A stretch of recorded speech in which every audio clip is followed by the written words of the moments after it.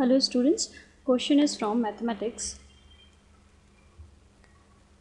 The question is number of terms in the expansion of the determinant of A n into n. The matrix is given as A, it is n into n matrix, and we have to find out the number of terms. Okay, so the given matrix is in the form n into n.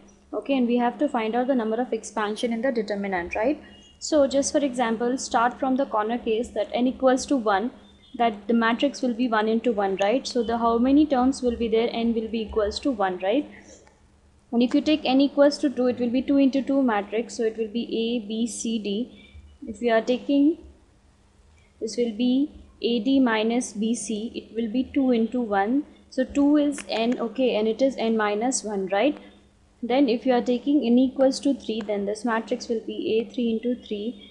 So A, B, C, D, E, F, G, H, I. So total 6 terms will come. So it is nothing but 3 into 2. So it is again n into n minus 1, right? So we are getting a sequence of n into n minus 1 and plus this value, right? So therefore, when n will be equals to n, then it will be corresponding to n into n minus 1 factorial. That is n into n minus 1 into n minus 2 and so on.